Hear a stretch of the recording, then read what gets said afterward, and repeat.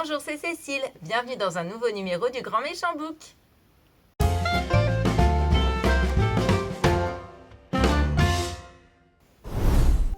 Deux traits. Au comptoir de la pharmacie, j'ai aligné mes pièces avec soin. Je ne sais pas trop pourquoi, je voulais faire l'appoint. Que surtout on ne me rende rien, qu'on ne remarque pas le tremblement de mes doigts. J'ai regardé la pharmacienne dans les yeux, comme si c'était normal d'être là, à 17 ans, avec cette boîte rose dans les mains. J'ai dit merci, j'ai dit au revoir. J'ai laissé mes 4 pièces d'1 € et mes 75 centimes, et je suis partie. Je redoutais qu'on me retienne, qu'on m'interroge, mais non. La porte a tinté derrière moi. J'ai retrouvé le froid de la rue, la cohue des passants, dans le boum-boum assourdissant de mon cœur. Calme, calme, c'est pas fini. Le pire m'attendait. Le pire, c'était ça, l'équilibre au-dessus des toilettes, avec mes jambes toutes molles qui ne m'obéissaient plus. Mais j'ai fait pipi sur le bâtonnet, puis carrelage froid sous mes fesses nues. J'ai attendu. Les yeux rivés au chronomètre sur l'écran de mon téléphone portable, hypnotisé par la succession des chiffres. 1, 2, 3. Ne pas regarder le test, ne même pas y penser. Avant 2 minutes, ça ne compte pas. Pour 2 minutes encore, ça n'existe pas. 1 minute 25, 1 minute 26, 1 minute 27. J'ai toujours aimé les chiffres, les probabilités. Quelle probabilité pour que ça m'arrive à moi, que je me retrouve comme ça, assise par terre dans les toilettes, comme une idiote, bon sang, comme une idiote.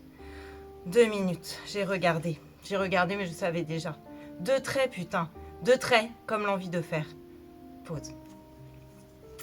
Ce roman s'appelle « Pleurer pour un rien, c'est déjà beaucoup ». C'est l'histoire d'Adèle. Adèle, elle est amoureuse de Nilo. Tout va bien, ils ont 17 ans. Et puis un jour, elle tombe enceinte. Et dans ce roman, on suit les semaines qui vont suivre le test donc positif, dans la tête d'Adèle. Et en fait, c'est un roman en vers libre. Donc c'est un peu de la poésie et un peu des pensées, un peu comme un journal intime qu'Adèle tient. Et on suit vraiment ses pensées sans aucun jugement moral sur elle est tombée enceinte, sur le garder, pas le garder.